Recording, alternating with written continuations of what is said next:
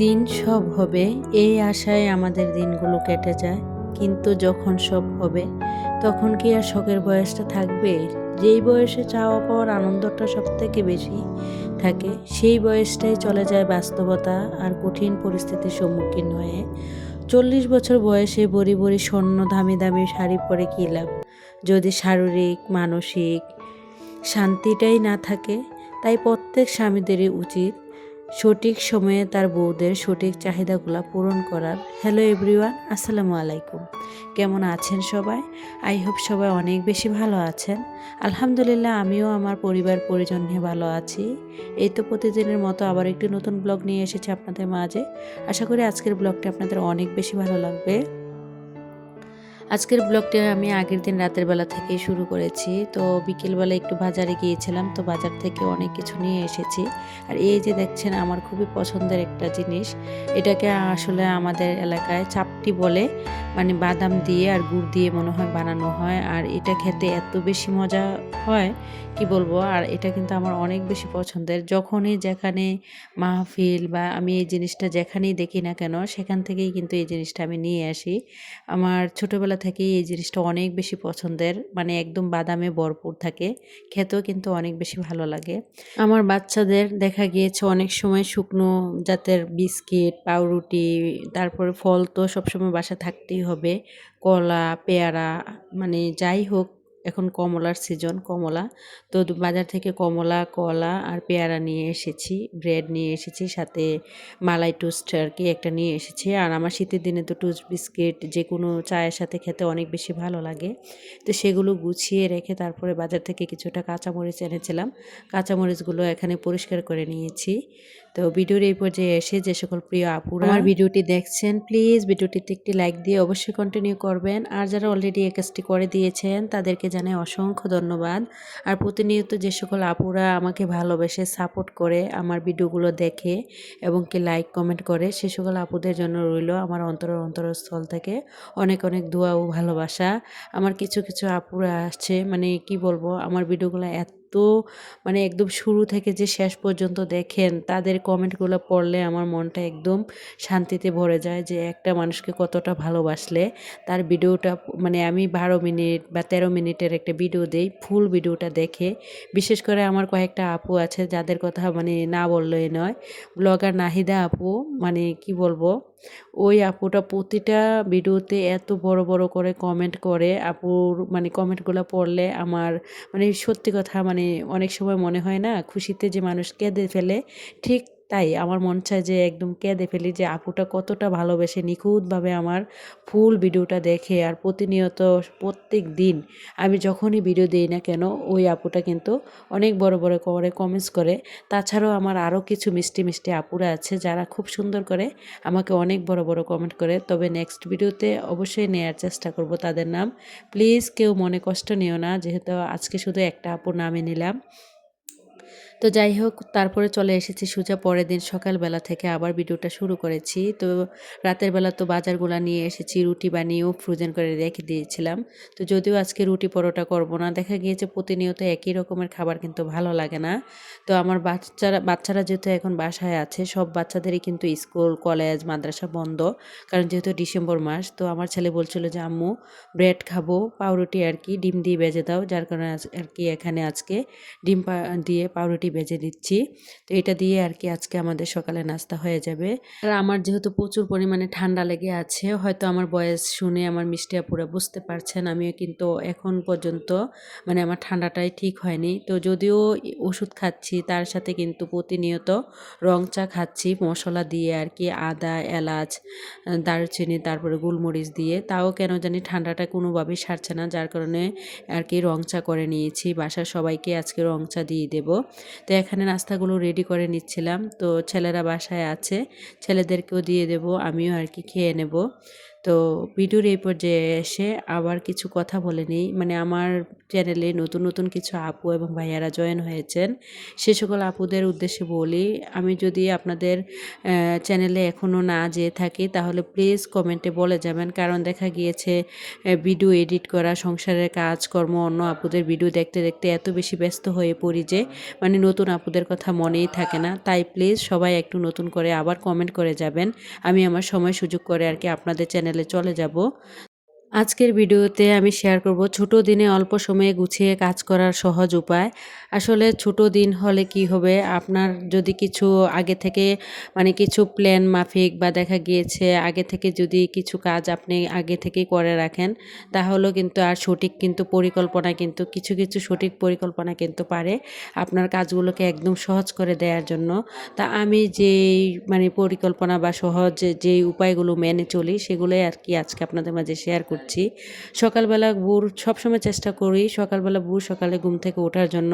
তো সকাল দেখা গিয়েছে এখন যেহেতু ছোট দিন, আর সকাল সকাল যদি ঘুম থেকে উঠেন সময়েরও কিন্তু অনেক বেশি বরকত পাওয়া যায়।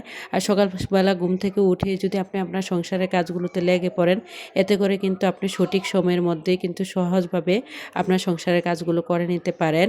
তো আমি সবসময় চেষ্টা করি সকালবেলা ঘুম থেকে উঠেই মানে ফজর নামাজ পড়ার পর সংসারের কাজে হাত দেওয়ার জন্য। সাথে সাথেই কিন্তু প্রথমে আমি চলে যাই ছেলে মেয়েদেরকে নাস্তা রেডি করে দেওয়ার জন্য। তো নাস্তা খাওয়া দাওয়া শেষ করে নাস্তার পরে যে প্লেট বাটিগুলো থাকে সেগুলো সাথে সাথেই চেষ্টা করি ধুয়ে পরিষ্কার করে রাখার জন্য। এতে করে কিন্তু আপনার কাজগুলো জমে থাকে না এবং সময়ের কাজ কিন্তু সময়ে শেষ হয়ে যায়।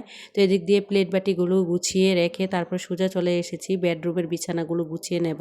তা আমার যেহেতু 2টা বেডরুম, তো 2টা বেডরুমের বিছানাগুলো গুছিয়ে নিতে আসলে মানে 10 মিনিট করে সময় গেলেও কিন্তু 20 মিনিট সময়ের প্রয়োজন। তো আমি সবসময় চেষ্টা করি সাথে সাথে মানে নাস্তার পর প্লেট বাটি ধুয়ে পরিষ্কার করে রাখার পর সাথে সাথেই কিন্তু মানে বিছানাগুলো গুছিয়ে নেওয়ার জন্য। আর একটা ঘরের দেখবেন বিছানা যদি গোছানো থাকে তাহলে কিন্তু ঘরটাই মনে হয় একদম গোছানো এবং পরিপাটি। আর একটা গোছানো পরিপাটি সংসার দেখতে কারই না ভালো লাগে বলেন তো? আমাদের প্রতিটি মেয়েরই স্বপ্ন থাকে একটা গোছানো গাছানো পরিপাটি সংসার, যেই সংসারে থাকবে না কারো দখলদারি, থাকবে না কারো হুকুম, নিজের সংসারে নিজেই রানী, নিজেই কিন্তু চাকরানী। তো যাই হোক, আপনাদের সাথে কথা বলতে বলতে কিন্তু বিছানাগুলো গুছিয়ে নিয়েছি, একটা অন ক্যামেরায় এবং একটা অফ ক্যামেরায়। তো আজকে যেহেতু ছেলেদের রুমের বিছানা চাদরটা চেঞ্জ করে দিয়েছি, তো এখন সাথে সাথে আর কি ধুয়ে দেব। আর এখানে একটা আর্টিফিশিয়াল আর কি লতা, তো এটাও দেখলাম যে তেল চিটচিটে ভাব হয়ে গিয়েছে, যার কারণে এটা আগে থেকে হুইল পানি দিয়ে আর কি আমি ভিজিয়ে রেখেছিলাম। তো এখন আর কি যে বেডশিটটা চেঞ্জ করে দিয়েছি ধুয়ে পরিষ্কার করে দেব। আমি প্রতিদিনই চেষ্টা করি প্রতিদিনে যত ময়লা কাপড় থাকে সেগুলো আর কি প্রতিদিনে ধুয়ে পরিষ্কার করে রাখার জন্য। এতে করে কিন্তু ময়লা কাপড় জমে না এবং কি দেখা গিয়েছে আপনার কাজগুলো কিন্তু খুবই সহজ হয়ে যায়। তারপরে আবার আমি প্রতিদিনই চেষ্টা করি আমার বাসার যত ফার্নিচার আছে প্রতিদিন না পারি 1-2 দিন পর পর হলো কিন্তু সব কিছু মানে একটু মুছে পরিষ্কার করে রাখার জন্য। এতে করে কিন্তু ধুলোবালিগুলো দেখা গিয়েছে বেশি পরিমাণে আর কি জমা হতে পারে না। আসলে সঠিক কিছু পরিকল্পনা যদি আগে থেকে আপনি করে রাখেন, দেখা গিয়েছে আগের দিন রাতের বেলা যদি রুটি বানিয়ে রেখে দেন, আবার দেখা গিয়েছে বাজার নিয়ে আসলে বাজারগুলো যদি গুছিয়ে রেখে দেন, এতে করেও কিন্তু আপনার কাজটা কিন্তু সহজ হয়ে যায়। তো আমি যদি আগের দিন বাজার করি রাতের বেলায় চেষ্টা করি সবগুলো বাজার রাতের বেলায় গুছিয়ে রেখে দেওয়ার জন্য। এবং সবসময় এখন যেহেতু শীতকালে এসেছে আমি বেশিরভাগ সময় কিন্তু রাতের বেলা রুটি বানিয়ে সকালের জন্য ফ্রোজেন করে রেখে দিই।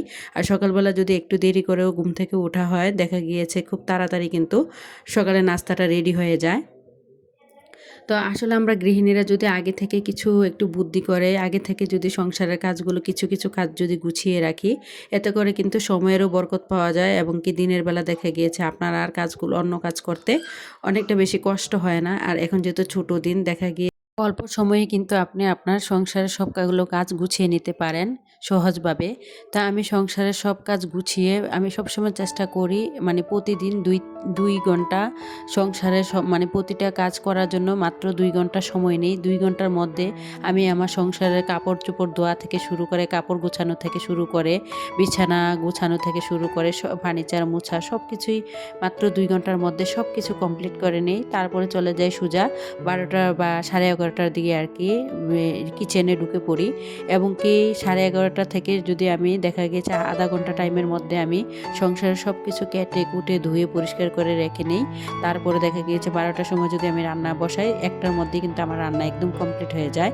আমি রান্নার জন্য মাত্র 1 ঘন্টা সময় রাখি, আর কাটাকাটির জন্য রাখি আধা ঘন্টা, মোট 1.5 ঘন্টা। 1.5 ঘন্টার মধ্যেই কিন্তু আমার রান্না কাটাকাটি হয়ে যায়। এই যে দেখছেন এখানে আর কি আজকে লাল শাক ভাজি করব, তো লাল শাকগুলা আলু, পেঁয়াজ, কাঁচামরিচ, তারপরে গরুর বট রান্না করব। তো সব কিছুই কিন্তু আমি আধা ঘন্টা টাইমের মধ্যে আর কি সব কিছু কেটে নিয়েছি। তো আমি যেহেতু বটি দিয়ে কাটাকাটি করি, দেখা গিয়েছে ছুরি দিয়ে কাটার অভ্যস্ত আমার নাই, তার জন্য আর কি বেশিরভাগ ভিডিওতে আমি কাটাকাটি দেখাই না।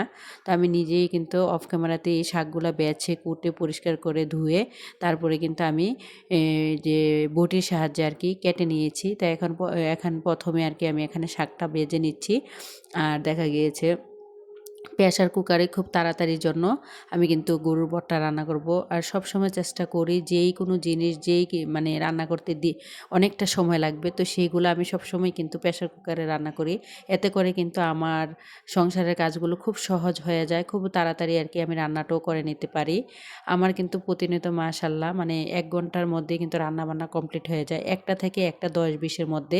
তারপরে আমার গোসল আছে, নামাজ আছে, তো সেগুলোও কিন্তু আমি সময়ের মধ্যে 2টার মধ্যেই কিন্তু গোসল, নামাজ সব কিছু কমপ্লিট করে নেই। যেহেতু এখন ছোট দিন, দেখা গিয়েছে সংসারের কাজকর্ম গুছিয়ে একা হাতে রান্না বান্না, তারপর আবার ছোট বেবি আছে, যেহেতু আমার মেয়েটার মাত্র 3 বছর চলে। আমার মেয়েটাকে দেখা গিয়েছে যে তাকেও কিন্তু একটু সময় দিতে হয়, তার সাথে একটু কথা বলতে হয়, তার সাথে একটু খেলা করতে হয়, যেহেতু ওর খেলার সাথী বলতে কেউই নেই। আর আমার ছেলেরা যেহেতু অনেকটাই বড় হয়ে গিয়েছে, দেখা গিয়েছে আমার মেয়ের সাথে খেলা করতে চায় না, তো যার কারণে দেখা গিয়েছে আমিই কিন্তু তাকে সময় দিতে হয়, তার সাথে কথা বলতে হয় বা তাকে নিয়ে একটু বাহিরে যেতে হয়। তো সব কিছুই কিন্তু আমাকে একা হাতেই আর কি সামলাতে হয়। তো আমি সবসময় চেষ্টা করি অল্প সময়ের মধ্যে মানে আমি আমার সংসারের সবগুলো কাজ গুছিয়ে করার জন্য। তো এদিক দিয়ে কিন্তু আমার রান্নাটাও কিন্তু কমপ্লিট হয়ে গিয়েছে। তো রান্না বান্না শেষ করে কিন্তু এরই মাঝে আমি গোসল করে নিয়েছি, নামাজ পড়ে নিয়েছি। তো এখন আর কি ছেলে মেয়েদেরকে খাবারটা দিয়ে দেবো, আমিও খেয়ে নেব। খাওয়া দাওয়ার পরে যে প্লেট বাটিগুলো থাকে সেগুলোও কিন্তু আমি সাথে সাথে চেষ্টা করি রান্নার সাথে সাথে আর কি ধুয়ে পরিষ্কার করে রেখে দেওয়ার জন্য। এটা সংসারে দেখবেন কাজের কোনো কমতি নেই, বিকেলবেলাও কিন্তু কাজ থাকে। দেখা গিয়েছে বিকেলে বাচ্চাদেরকে নাস্তা তৈরি করে দেয়া বা রুম গোছানো বা কাপড় গোছানো সব কিছুই কিন্তু আমি বিকেলের মধ্যেই কমপ্লিট করি। তো ভিডিওটা এই পর্যন্তই, সবাই ভালো থাকবেন, খোদা হাফেজ।